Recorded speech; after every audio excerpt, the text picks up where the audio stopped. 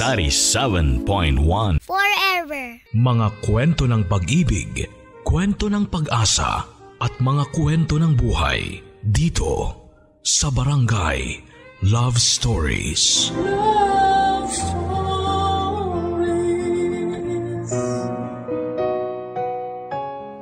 Kaya mo bang magmahal at ipaglaban ang isang taong minsan ang hinusgahang hindi katanggap-tanggap ng lipunan?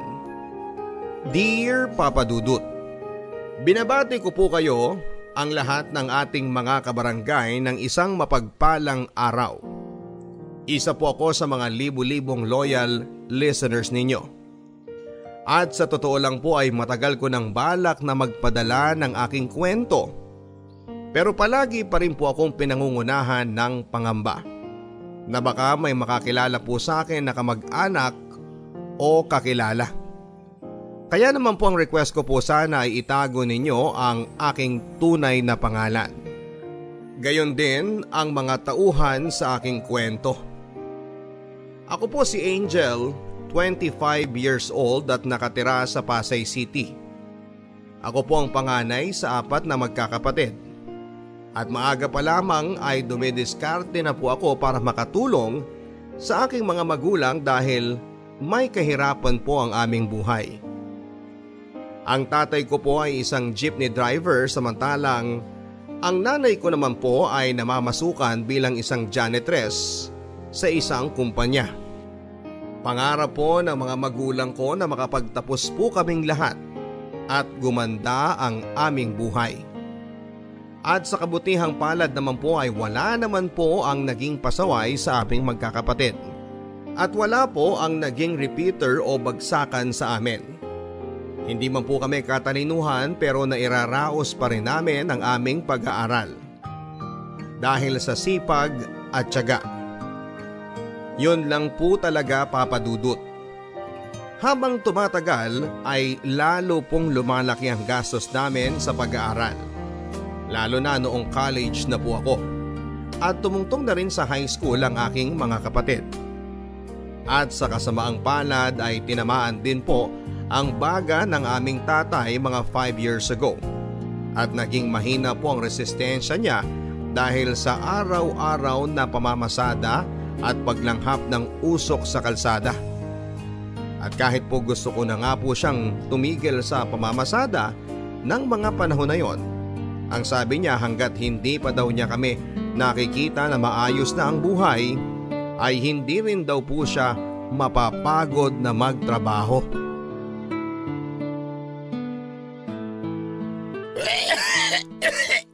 Ay nako, grabe naman yung ubo mo.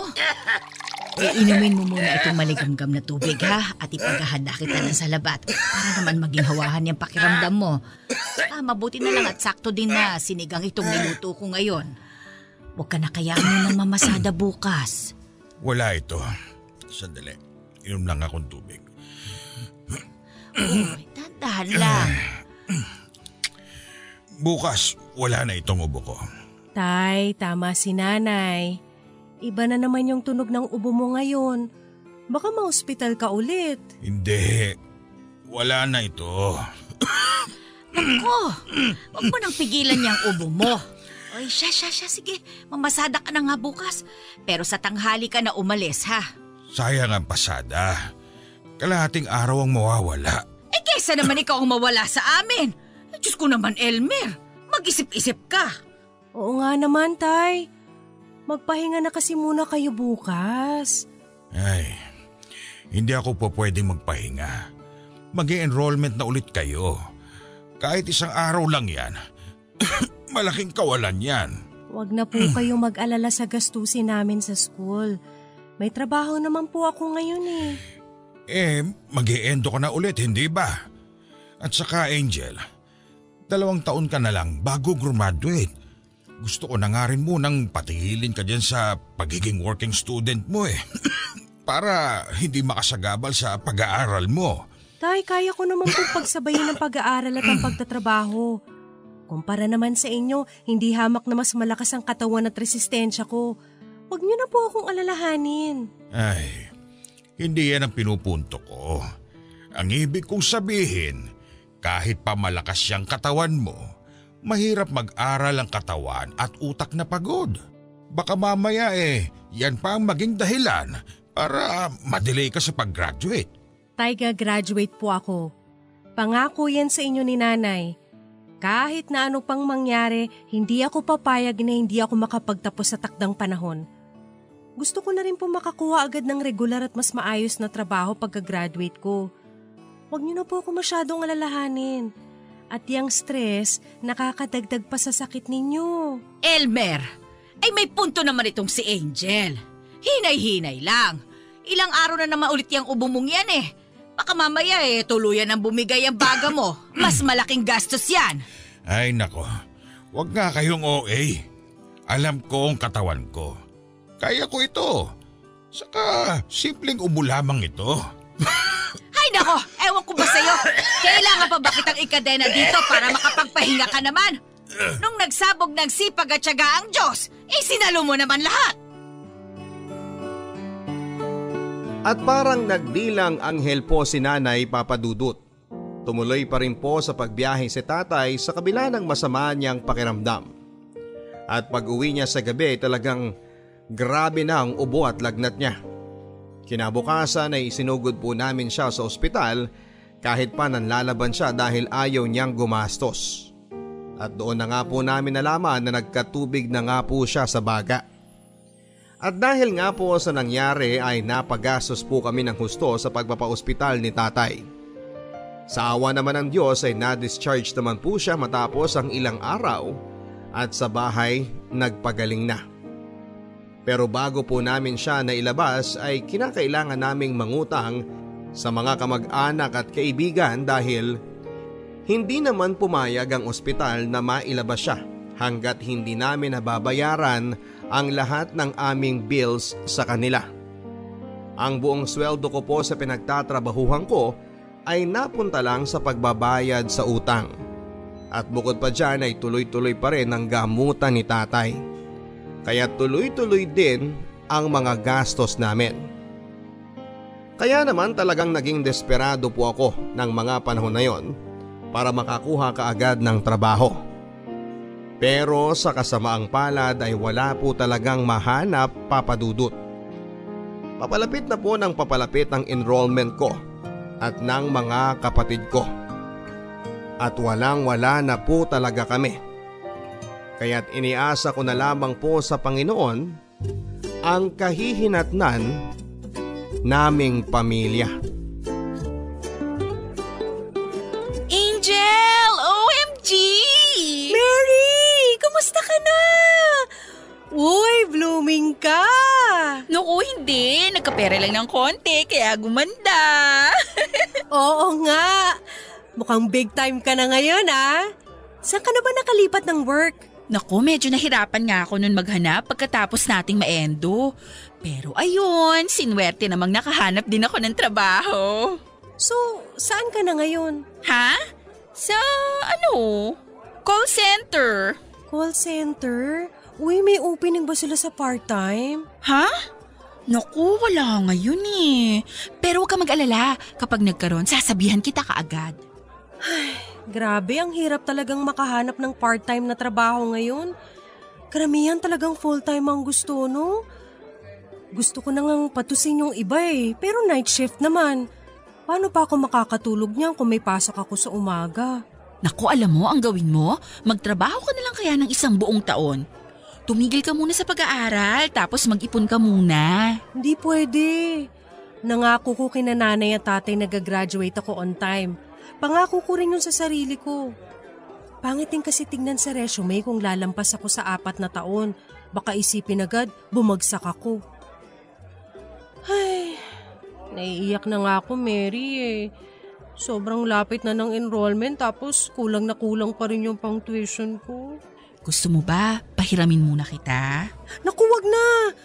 At saka, di ganun din. Kailangan ko rin humanap ng ipambabayad sa'yo.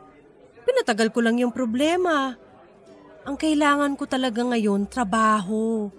At yung siguradong trabaho na sana. Yung hindi matatapos kada ilang buwan. Tapos hindi ko na naman alam kung saan ako kukuha ng pera. Lalo pa ngayong humina na talaga yung baga ni tatay kakapasada ng jeep. May mga utang pa nga rin kami nung huling na ospital siya eh. Naku, si tatay mo? Kawawa naman. Mary, kung hindi mo mamasamain magkano kinikita mo sa call center? Ay, sige, aaminin ko na Angel. Hindi ako sa call center nagtatrabaho. Ha? Saan? Basta. Bakit? Illegal ba? Hindi naman. Waitress ako sa isang KTV. Uy, bakit? Anong masama sa pagiging waitress? Hindi ako yung basta-bastang waitress ha. Ha? Ibig mong sabihin, nagko-call girl ka? Hindi kagaya ng iniisip mo at ng marami dyan. May kliyente kami sa KTV na naghahanap ng mga katibol. Usap-usap lang kami, ganun. Tapos kada oras ang bayad sa amin. Kaya malaki ang kitaan.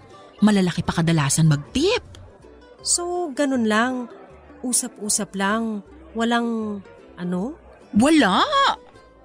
Well, depende sa'yo yun kung papayag ka sa kliyente mo kapag nag-alok. Tapos kapag naging bastos na yung kliyente, may bouncer naman kami. So usap-usap lang talaga. Oo. Gusto mo bang itry? Ha? Parang hindi ko kaya. Okay, sige. Naiintindihan naman kita. Pero kung magbagong isip mo, tawagan mo lang ako ha. O kahit kung gusto mo lang ding umutang, huwag ka mahiyang magsabi sa akin, okay? Sige. Salamat, Mary Papa Dudut, nagulat po ako noon sa confession sa akin na yon ni Mary.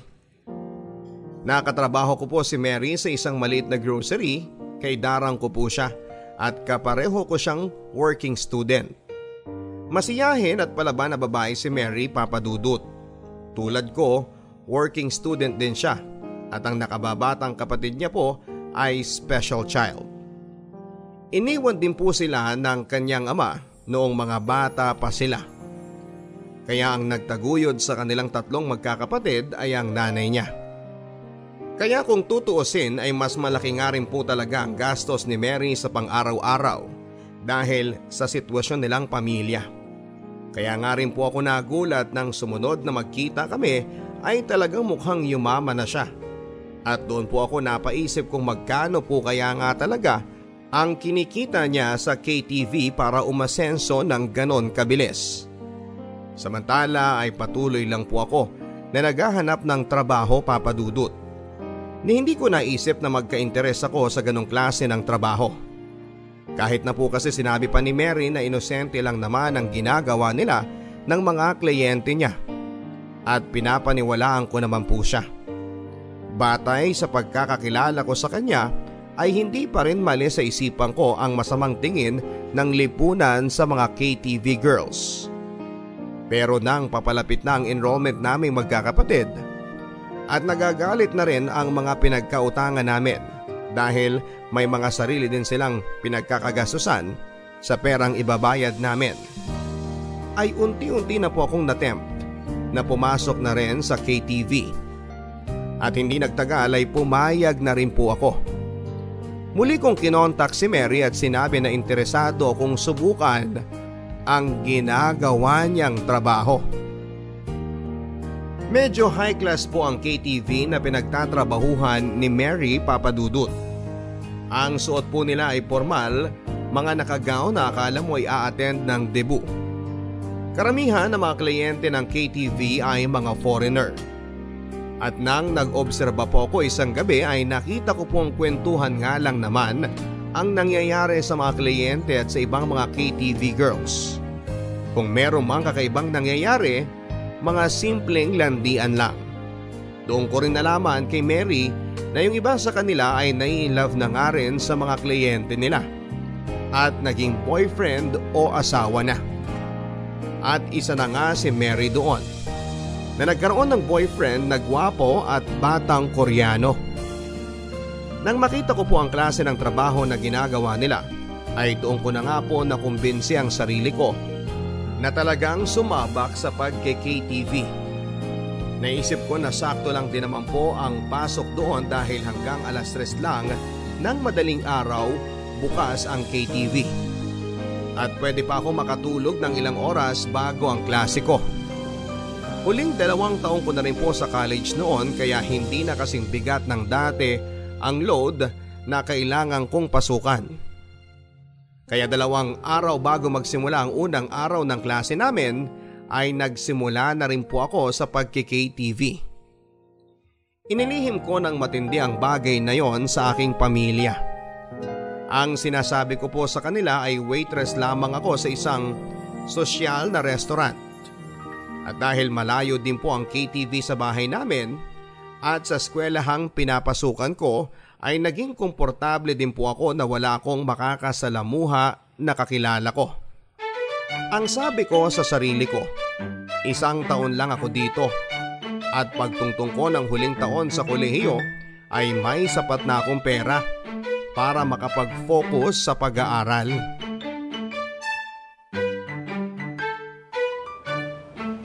Miss! Sandali! Ano yon? Naiwan mo tong cellphone mo sa pila sa cashier. Hala! Naku! Salamat! Salamat ng marami. Naku, wala yun. Buti na lang pala ako yung kasunod mo sa pila. Kung iba nakakuha niyan, baka hindi na binalik sa'yo. Pwede ba akong makiupo dito? Sige, sure. Naku, maraming salamat talaga. Wala ako sa wisyo puyat kasi ako kagabi. Naku, okay lang yun. Ano ka ba? Nangyayari naman sa atin lahat yan. Ako nga pala si Jeremy. Ako naman si Angel. Nice to meet you, Angel. Magka-course tayo, di ba? Nakikita kita dati sa org pero parang hindi ka na active. Oo. Nung second year kasi ako, hindi na nga ako nakakapag-active.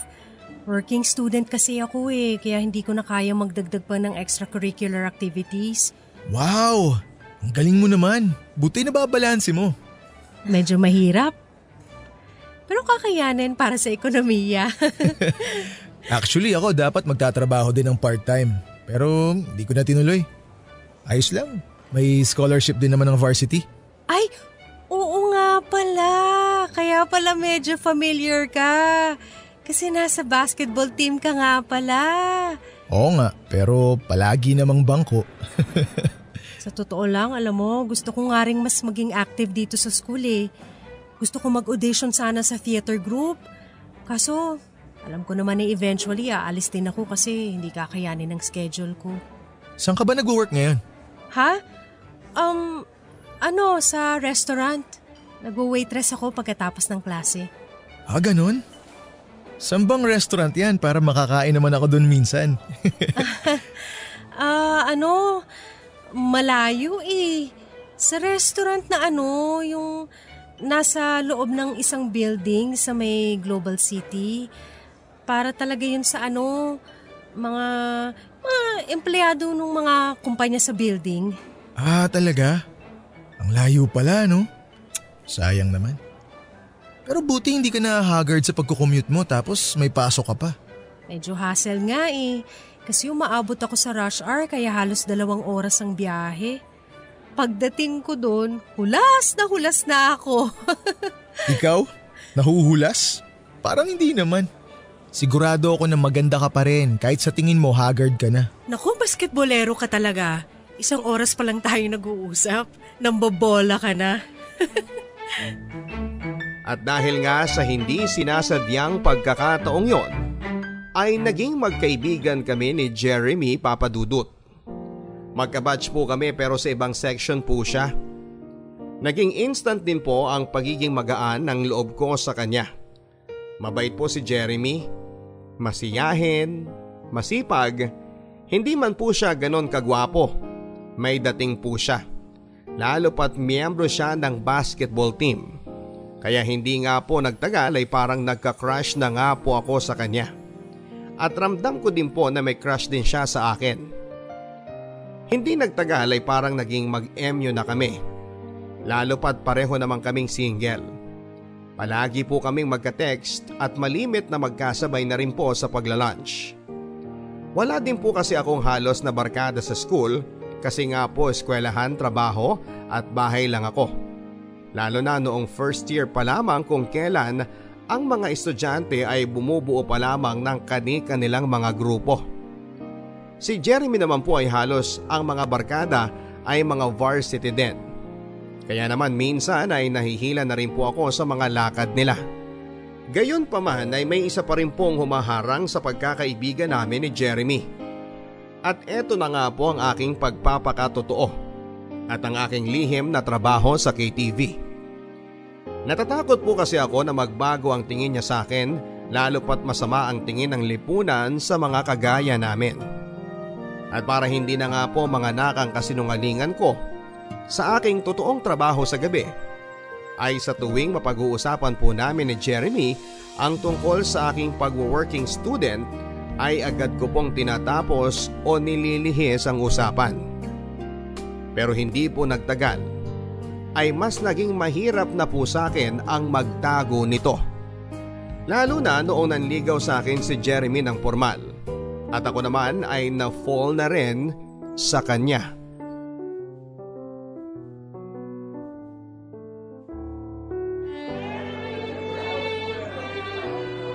Uy, dalawa tayo magbabayad dito ha. Hindi ako papayag na ililibre mo na naman ako. Mahal-mahal sa restaurant na to. Uy, ano ka ba? Ako ang sasagot dito. Ako nagyaya eh. Hindi nga sabi eh. Split tayo dito ha. At saka ang dami kong in-order. Okay lang yan. Sus, birthday ko naman eh. Birthday? 2 linggo nang nakakaraan yung birthday mo tapos libre pa rin to? Hindi na, maghati na tayo sa bill. Sumweldo naman ako eh. Ay, sige na nga. Pero may ibibigay muna ako sa'yo. Ha? Ano yun? Ito. Huh? Bakit may paregalo? Wala namang okasyon. Basta, nakita ko yan tapos naalala kasi kita. Ano naman kaya to? Uy, ang ganda naman itong bracelet. Nakita ko yan sa mall tapos naalala kita. Alam kong matutuwa ka dyan kasi di ba nga mahilig ka sa stars? Jeremy, mukhang mamahalin to ah. Okay lang. Mahal din naman kita eh. Hindi ko matatanggap to, I'm sorry. Angel, please. Huwag mo sanang mamasamain. Hindi ako nagbubuhat ng bangko pero napapansin ko na gusto mo rin ako. Bakit hindi pwede? Jeremy, ayoko muna. Masyado ako maraming iniisip sa mga panahong to. Marami akong responsibilidad. Kailangan ko mag-focus sa pag-aaral. Di dalawa tayo. Angel, pareho naman tayo ng course eh. Magka-batch tayo. Di sabay tayong mag-aral. Hindi naman natin kailangan ng maraming quality time eh. Dahil nagkikita naman tayo sa school. At isa pa, tanggap ko naman na may trabaho ka. Basta, hindi muna pwede. Pero mahal mo ako. 'Di ba? Oo. So wala namang magbabago sa sitwasyon eh. Itutuloy lang natin yung ganito. Ang magbabago lang yung status natin from single to in a relationship na. Kaya hindi ko maintindihan, Angel. Jeremy, hindi mo pa ako lubos na kilala. Angel, ano ba kasi ang sinasabi mo na yan? Bakit? Anong klaseng tao ka ba? May kaso ka ba? Nagnakaw ka ba? Nakulong ka ba? Kung hindi ka naman nanlalamang ng kapwa, wala ka naman dapat na ipangamba. 'Di ba? Walang magbabago sa atin. Sige. Tingin ko dapat mo na rin namang malaman. Ano ba kasi yon, Angel? Jeremy, hindi ako sa restaurant nagtatrabaho. Okay. So, saan ka nagtatrabaho? Sa KTV. Sa KTV? Nagtatrabaho ka sa KTV? Bilang waitress? Bilang KTV girl. Ano? May mga kliyenteng pumapasok sa KTV. Gusto ng good time sa loob ng ilang oras. Yung iba naghahanap ng mga makakausap. Pipili sila sa amin tapos kapag nagustuhan ng isa sa amin… Tama na. Kapag nakapili na sila, iti-table na kami. Tapos… Tama na sabi! Sabi ko na nga ba ganyan na magiging reaksyon mo. Bakit wala naman akong nilalamangan tapos sasabihin mo walang magbabago? Sarili mo ang nilalamangan mo. Dahil nagbebenta ka ng katawan. Hindi ako nagbebenta ng katawan. Aliw oo, pero katawan hindi. Pero ano nga ba naman ang pinagkaiba nun sa'yo? Katulad ka rin nila. Wala ka rin palang pinagkaiba sa mga mapanghusgang tao. Ito na yung bracelet mo. At ito naman yung bayad sa kinain ko.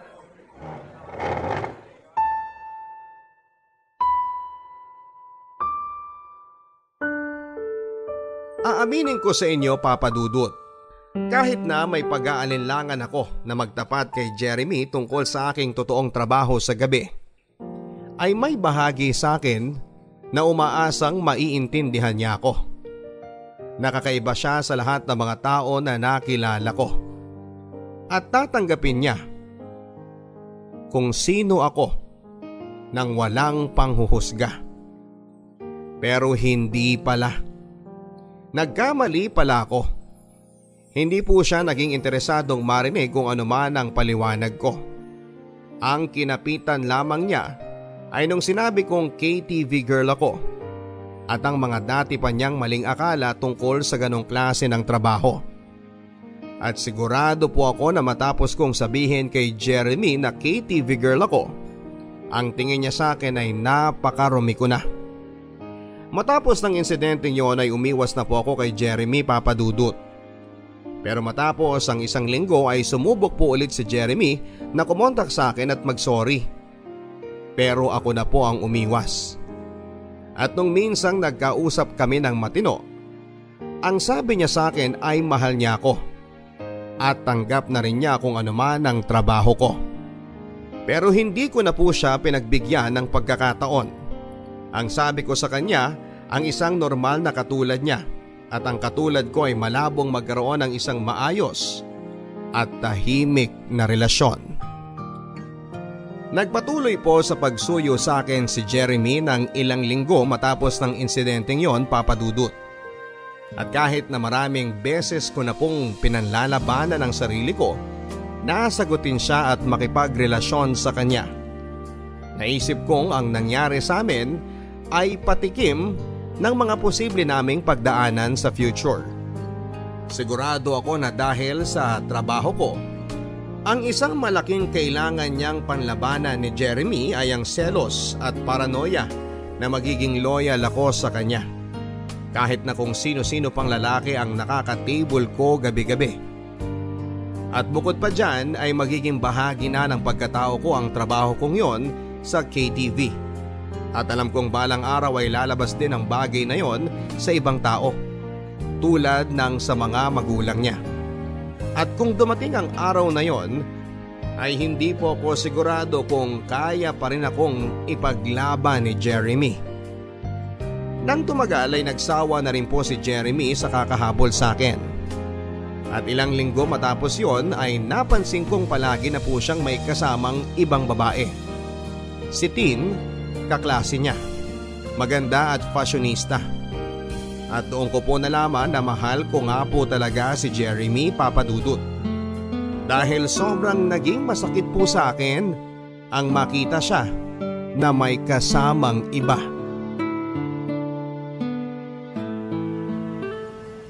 Angel! Oh, Jeremy! Angel, pwede ba tayo mag-usap? May trabaho ako ngayon Angel, please. Kahit isang oras lang. Sorry, wala akong isang oras. Ito na yung bus. Angel! Ay, sorry po ma'am. Angel, please. Bakit ba? Siguro naman pwede na tayo mag-usap ngayon. Ano bang gusto mo? Angel, mahal pa rin kita. May girlfriend ka na, di ba? Nakipaghiwalay na ako kay Tin kagabi.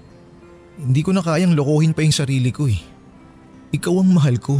Jeremy, please. Huwag mo nang pahirapan ang sarili mo. Huwag mo na rin akong pahirapan. Angel, tanggap ko na. Tanggap kita kahit ano pa yung trabaho mo. Pero sa isip mo, marumi pa rin ako, di ba? Hindi. Wala na akong pakialam kung ano man ang trabaho mo. Ni hindi mo man lang ako pinakinggan nun, Jeremy. Hindi mo pinakinggan yung paliwanag ko. Nagalit ka kaagad, hinusgahan mo kaagad ako. Pero niloko mo rin naman ako ah. 'Di ba? Kung hindi mo kinakahiya yung ginagawa mo, bakit hindi mo sinabi agad sa akin? Bakit nilihim mo? Bakit nagsinungaling ka? Sorry. Natakot lang din kasi ako na hindi mo ko matatanggap. Hindi ko rin naman akalain na magkakagusto ko sa'yo ng mga unang linggo nating pagkakakilala eh. Hindi pa kita mapagkatiwalaan na maiintindihan mo ko at hindi mo ko agad uhusgahan kapag nalaman mo. Tapos nung unti-unti na ako nagkakagusto sa'yo, doon na ako mas lalong natakot na mawala ka. At ganun na nga nangyari. Kaya Jeremy, mas makakabuti talaga kung kalimutan na lang natin ang lahat na nangyari sa atin. Mabuhay ka na lang ng matiwasay. Ayoko na rin guluhin pa ang buhay mo. Pero, paano kung gusto kong guluhin mo ang buhay ko? Angel, I want you in my life. Kahit na sino o ano pa ang nakaraan mo. Kahit ano pa ang maging desisyon mo. Igagalang ko. Gusto kong maging bahagi ka ng buhay ko. At gusto ko rin sana na maging bahagi ako ng buhay mo. Jeremy, nasasabi mo yung mga yan ngayon dahil hindi lang tayo ang involved. Paano kung mas lumalim na ang relasyon natin? Paano mo ko ipapakilala sa mga magulang mo? Kung ako nga mismo hindi ko pa masabi sa mga magulang ko. Tayong dalawa naman ang magsasama eh. At kung mahal din ako ng mga magulang ko, kailangan nilang tanggapin at igalang ang mga desisyon ko sa buhay. Kaya please, Angel, bigyan mo naman ako ng pagkakataon oh. Sumama ka sa akin ngayon sa trabaho. Magmasid ka lang. At pagkatapos ng gabing to, tsaka ka magdesisyon kung mamahalin mo pa rin ako. At kung ano man ang maging desisyon mo, igagalang ko. Ang akala ko ay tatanggi sa akin si Jeremy Papadudut. Pero sumama po siya sa akin ng gabing yon. Pero sa totoo lang po ay gusto ko rin po naman talagang sumama siya sa akin. Para makita niya mismo ang klase ng trabaho na ginagawa ko. At para mapayapa siya na hindi yon tulad ng inaakala niya. At ng ibang tao kapag narinig ang trabaho ng isang babae ay KTV girl. Nang gabing yon ay naging medyo distracted po ako sa trabaho, Papadudut. Alam ko po kasi na nanonood sa akin si Jeremy. Maya't maya ay sinusubukan ko po siyang sulyapan para makita kung ano ang reaksyon niya. May mga pagkakataon din kasi na ang kliyente kong hapon ng gabing yon ay inaakbayan ako. Pero nahirapan po akong makita ang reaksyon ni Jeremy dahil medyo madilim ang lugar. Pero matapos po ang ilang oras ay napansin ko po na umalis din siya. At doon na po ako talagang nalungkot at halos maiyak.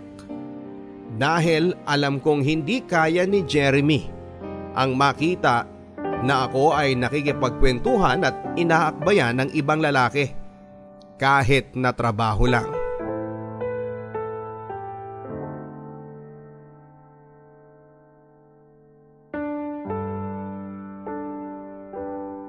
Angel. Jeremy, akala ko umalis ka na. Oh, umiiyak ka ba? Teka, sandali, may nangyari ba sa loob? Hindi. Wala nangyaring masama sa akin. Akala ko kasi umalis ka na. Shh, tahan na. Hindi ako umalis. Sinadya ko talaga na maghintay sa'yo dito sa labas. Para hindi na rin ako makagulo sa isip mo. Tuwing napapatingin ka sa akin, napapansin ko nawawala ka sa wisyo eh. Kaya lumabas na lang muna ako sandali. Oh, mukhang bukas pa naman tong coffee shop. Dito muna tayo. Halika, maupo tayo rito. Ano? Kumusta? Hindi mo kaya? Ay, sa totoo lang, hindi ko kaya, Angel. Naiintindihan ko.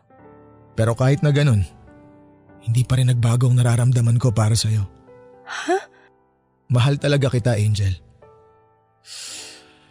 Ay. Nakita ko naman kanina eh. Malayo yung inaakala ko sa totoong trabaho mo. Sa trabaho niyo, Nakita ko na kwentuhan lang naman tsaka pakikipag-inuman ang habol ng mga customer. Habang nandito ako sa labas kanina nag-research ako. Nakita ko na sa Japan uso rin naman yung ganito. May nakita nga ako na trabaho doon na hihiga lang yung babae tsaka yung customer na lalaki sa kama. Tapos yayakapin lang nung babae yung customer. Yun lang yun. Gusto lang nila yung pakiramdam na may yumayakap sa kanila. Sa totoo lang, Jeremy, karamihan sa mga kliyente namin ganun. Karamihan sa kanila mga foreigner na malulungkot. Mga Hapon, Koreano, mga mahihina dumiskarte sa mga babae. Oo, merong mga bastos, pero karamihan sa kanila kita mong mababa ang tingin sa sarili na kailangan pa nila magbayad ng babae para mapansin sila. Ang lungkot naman. Karamihan ng mga tao iniisip na puro sexual lang ang ginagawa naming mga KTV girls. Pero kadalasan para kaming psychologist. May kliyente ako dati, umiyak lang. Nagkwento tungkol sa asawa niya na hiniwalayan siya. Alam mo sa tingin ko kahit papano, sa loob ng ilang oras, natulungan ko siya. Nakakuha siya ng kausap. Ng taong pakikinggan siya at hindi huhusgahan. Pero paano kapag nagkagusto sa'yo? Paano yun kapag na-fall sa'yo? Hindi naman maiiwasan yun, pero syempre, kailangan ko lang ding dumistansya. At saka meron din naman kami mga bouncer dito. Kapag lumalampas na sa dapat yung kinikilos ng kliyente, sisenyasan lang namin sila at aawatin na nila. Pero paano kung nasa labas na? Mukhang delikado yun. Yun na nga lang. Pero sa awa ng Diyos, ayun, ligtas pa naman ako. Angel, napakabuti ng kalooban mo. At walang nagbago. Mahal na mahal kita. Jeremy, please huwag kang magbitiw ng salita na hindi mo kayang pangatawanan. Angel, hindi ko man kaya na makita ka na may napapasayang ibang lalaki. Pero pag-aaralan ko. Pipilitin ko na labanan yung pagsiselos ko dahil mas matimbang ang nararamdaman kong pagmamahal para sa'yo. At kung mahal mo ako, ibibigay ko rin ang buong tiwala ko sa'yo na ako lang din ang mamahalin mo. Mahal din kita, Jeremy. Talaga? Mahal mo ako? So, papayag ka na maging tayo? Sige, susubukan ko. Subukan natin.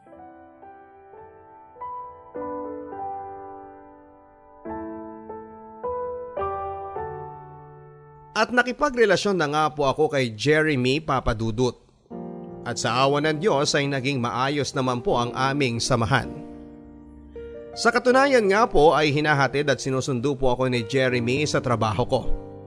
Natatakot daw po kasi siya na mapano ako lalo pat madaling araw na akong umuuwi at may kalayuan ng bahay ko sa KTV na pinagtatrabahuhan ko. Natatakot din daw po siya na baka may magkagusto sa aking kliyente at maging stalker ko. Bagay na nangyayari na nga rin po sa akin eventually nang may isang Hapon na magkagusto sa akin. At sa labas ay doon ako pinipilit na makipag-date sa kanya. At kung wala nga po si Jeremy ay baka kung napano na ako ng gabing yon. Sa eskwelahan naman po ay malaking tulong din sa akin si Jeremy. Dahil magka-batch kami, sabay po kaming nagre-review kapag may exam. Kapag may mga nami-miss ako na mga notes dahil kung minsan ay inaantok ako sa klase dahil na rin sa puyat sa trabaho ay pinapahiram niya ako ng notes. At sa awa ng Diyos ay naitawid naman po namin ang first sem sa kolehiyo dahil na rin sa aming pagtutulungan. Sa puntong yon, wala na po akong mahihiling pa sa Diyos. Nakakuha ko ng loyal at understanding na boyfriend. Nakakaipon ako ng malaki dahil sa trabaho ko at gumaan-gaan na po ang buhay naming pamilya. Gayunpaman ay nanatili pa rin pong lihim sa aking pamilya ang aking totoong trabaho. Hindi ko pa rin po makayana na umamin sa kanila dahil na rin po sa takot na masamain at damdamin nila yon ng husto. Lalo na ang tatay ko Nasa puntong yon ay labis na rin ang self-pity dahil pakiramdam niya ay wala siyang kwentang ama dahil sa kanyang sakit. Kaya nagpasya ako na ilihim ang aking totoong trabaho sa kanila at dalhin na lamang ang bahaging yon ng aking buhay hanggang sa aking kamatayan. Kahit pa sinabihan ako ni Jeremy na baka mas makakabuti na magtapat na rin ako sa pamilya ko kaysa naman sa iba pa nila malaman. Kaya naman nagpasya na rin po ako na hindi ko na nga po paaabuti ng 1 taon ng pagtatrabaho sa KTV. Meron po akong sinet na target na ipon at kapag naabot ko na po yun ay kaagad na rin po ako mag-resign.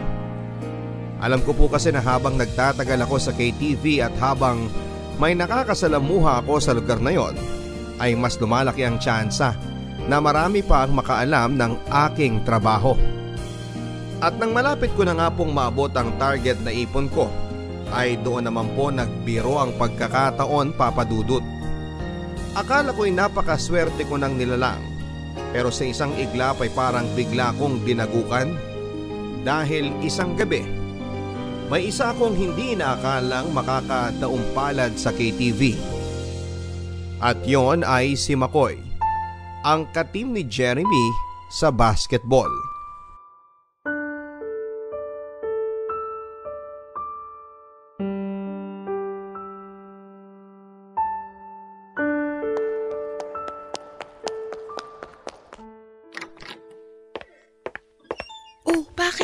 Problema? Mary, yung kakapasok lang na kasama ng mga Koreano, kilala ko yung Pinoy na kasama nila. Ha? Si Makoy yun, ka-varsity ni Jeremy. Anong gagawin ko? Eh di wala. Alam na rin naman ni Jeremy ang tungkol sa trabaho mo, hindi ba? O bakit ka magkakaroon ng pakialam dun? Mary, masama ang ugali niyan. Sinubukan na kong pormahan yan kahit na kami na ni Jeremy. Eh ayun na nga, alam na rin naman ni Jeremy eh. Hindi yun yung kinakatakot ko. Paano kung ipagkalat niya? Angel, may kliyente ka sa table 13. Mary, anong gagawin ko? Paano kung siya yan? Angel, kung siya man yan, nakita ka na niya. Kung siya makatable mo, eh di mas maganda para makaharap mo siya at makausap.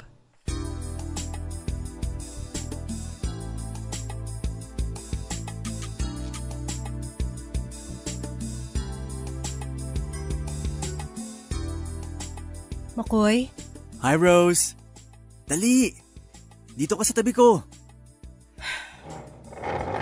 So, Rose pala ang KTV girl name mo ha? Mas bagay naman kasi yung Angel, mapanlin lang eh. Makoy, para lang malinaw, may rule kami dito sa KTV na walang bastusan. Table-table lang to. Usap-usap lang. Kaya huwag ka magbalak ng kung ano dahil isang senyas ko lang sa bouncer at ilalabas ka nila dito. Oh, easy. Sungit mo naman. Bakit? Nag-uusap lang naman tayo ah. Wala naman akong ginagawang masama sa'yo. Hindi pa nga kita nahahawakan eh. Kung gusto mo nang mababastos sa gabing to, huwag ako. Humanap ka ng iba. Uy, ngayon lang ata ako nakakita ng prosti na mataas ang pride ah. Hindi ako prosti. Oh, sige, oo na. Eh ano bang tamang tawag sa trabaho nyo? Escort? Ka-table? GRO? Alam ba ni Jeremy to? Oo. We, di nga. Eh di kung gusto mong malaman, itanong mo sa kanya bukas. Uy, atapang na tao talaga. So, ibig mong sabihin, pumayag siya na jowain ka niya kahit na alam niyang gabi-gabi, iba-iba ring lalaki ang kasama mo? Wow! Totoo palang true love. Hindi ako pumapatol sa mga lalaki na kung sino-sino kagaya ng iniisip mo. Pero pumapatol ako ng suntukan sa mga bastos na kagaya mo. Sige nga. Sapakin mo nga ako ngayon. Pwede ba uminom na lang tayo? Di, dali na. Sapakin mo ako. Alam mo kaya kita nagustuhan dati? Alam ko kasing palaban kang babae eh. Yun pala, sa ibang bagay ka lumalaban. Tumigil ka na, Makoy. Dali na. Oh, eto, pisngin ko oh. Sapakin mo na ako. Akin na yung kamay mo. Bitiwan mo ko. Dali na. Ang dami mo pang arte! Bitiwan mo ako! Kuya Leo!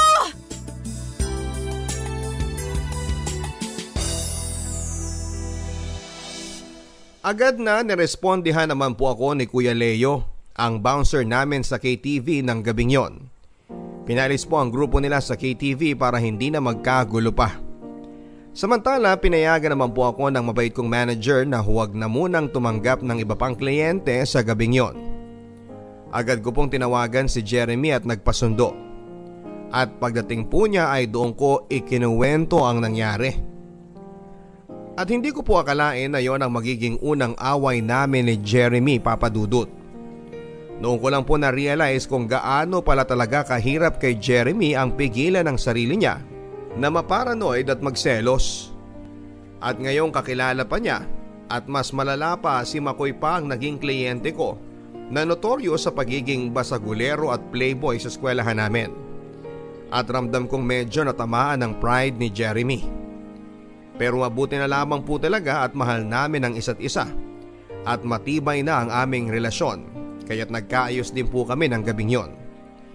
Inihanda na lang po namin ang aming mga sarili sa kung ano man ang gagawin ni Makoy kinabukasan sa eskwelahan.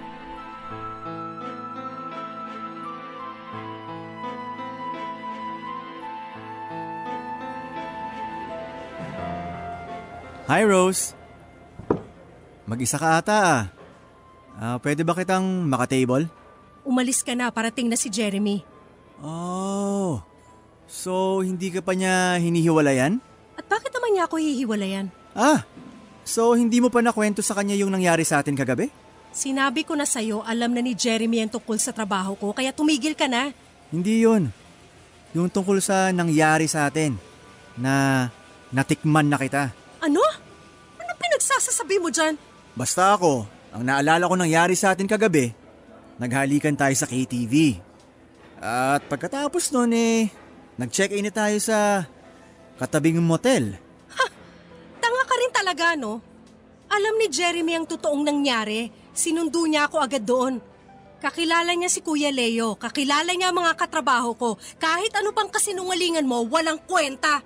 Wala naman akong pakialam sa iisipin niyo ni Jeremy Yung mga kabatch natin, yung mga nakakakilala sa inyo, yun ang pwede kong pagkwentuhan ng totoo. Hayop ka talaga? Kaya kung ako sa'yo… Makoy! Umalis ka na! Oh, Jeremy! Bakit mo naman ako pinapaalis? Nakikipagkwentuhan lang naman ako dito kay Rose. Kay Angel. Kung ayaw mo ng gulo, umalis ka na! Ayoko naman talaga ng gulo, dude Kagabi nga, ewan ko. Ang saya-saya ng kwentuhan namin itong girlfriend mo dun sa KTV. Tapos bigla na lang akong nilapitan ng bouncer at pinaalis. Pero alam mo, ngayon alam ko na kung bakit ka nagkagusto dito kay Angel. Ang bango pala nito sa malapitan. Sinungaling ka talagang hayop ka? Totoo naman Langya. Kailangan lang pala bayaran ka para lumambot ka Sana nun pa sinabi mo. Tol, huling pakiusap ko na sa'yo to. Umalis ka na! Teka. Alam ko na. O ito, 1,000. Pwede ko bang makatable tong jowa mo ngayon? Bastos ka talagang hayop ka Uy, pre, tama na yan. Uy, Pre, ano ba yan? tama na. Di ba sinabi ko na tumigil ka na? Ha? Tigilan mo na kami. Dahil kung hindi, mas malala pa dyan ang aabutin mo. Tama na yan. Wow, ha? Ang yabang Alam nyo ba kung bakit ako gustong bugbugin ito? Makoy! Dahil nalaman ko kagabi na itong jowa niya, Ayaw mo talaga tumigil si Angel, anghel sa umaga, prosti sa gabi. Sinabi ko tumahimik ka na Hindi yan totoo. Huwag kayong maniwala sa kanya. Sinisiraan niya lang ako. Pare-pareho po kaming napatawag sa disciplinary office pagkatapos ng malaking skandalong yon sa kantin, Papa Dudut. Nagbanta po si Makoy na idedemanda si Jeremy dahil sa ginawang pananapak nito sa kanya. Pero binantaan ko din po siya, nakakasuhan ko rin siya ng paninirang puri. At dahil nga sa banta ng demandahan at nakaambang na malaking gulo, ay sinubukan na lang din po kaming pag-aregluhin ng mga opisyal sa eskwelahan namin. At bago po kami maghiwa-hiwalay ay pumayag na rin po kami. Pero kahit na nagpaareglo po kami ni McCoy ay hindi pa rin po namin naiwasan ang kumalat ang chismis na bayarang babae ako sa buong campus. At dahil hindi naman po pwedeng magpa-press release doon o kung ano man ay hindi ko na rin po nadepensahan ang sarili ko na may kaibahan po ang pagiging prostitute sa trabaho namin sa KTV. Kaya ang ginawa ko na lamang po ay pinabayaan ko na lang. Pinabayaan ko na lamang na mamatay ang issue. Ang naisip ko, total ay 1 taon na lang din naman po ako sa eskwelahang yon, konting tiis na lang. At dahil sa mga nangyaring skandalo ay nagkaroon na rin po ako ng lakas ng loob na umamin sa pamilya ko tungkol sa trabaho ko. Total, matapos ng skandalo kay McCoy, hindi nagtagal ay umalis na rin po ako sa KTV. Nang mga panahon na yon ang naisip ko, kung magsasabi man po ako sa pamilya ko, tapos na ang phase na yon, nagawa ko na. At naging bahagi na lang yon ng aking nakaraan na wala na silang ibang pwedeng magawa kundi ang tanggapin na lamang.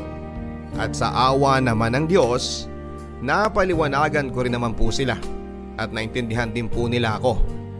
Kahit na noong una ay talagang dinamdam po ito ng mga magulang ko, lalong lalo na si tatay. Nakagraduate po ako ng college kagaya ng pinangako ko sa mga magulang ko. At sa ngayon ay nagtatrabaho na po ako sa isang international company bilang isang IT specialist. Kami pa rin po ni Jeremy Papadudut. At sa katunayan nga ay binabalak na naming magpakasal sa 1 taon. Hopefully kapag natapos na rin po ang pandemya. Sa puntong ito ay masasabi ko pong nakalaya na rin po ako sa aking nakaraan. Sa ngayon ay handa na ako kung sakasakaling malaman man ng ibang tao o kahit ng mga kaopisina ko ang tungkol sa pagiging KTV girl ko noon. Wala na akong pakialam sa iisipin nila. Ang mahalaga ay tanggap ako ni Jeremy at ng aking pamilya. At higit sa lahat dahil alam kong hindi naman naging kabawasan sa aking pagkatao ang phase na yon ng aking buhay. At naging stepping stone pa yon para ako ay magtapos at makamit kung anuman ang mga bagay na tinatamasa ko sa ngayon. Ang inyong forever kapuso at kabarangay, Angel. Mga kwento ng pag-ibig, kwento ng pag-asa at mga kwento ng buhay dito sa Barangay Love Stories. Love Stories. Forever.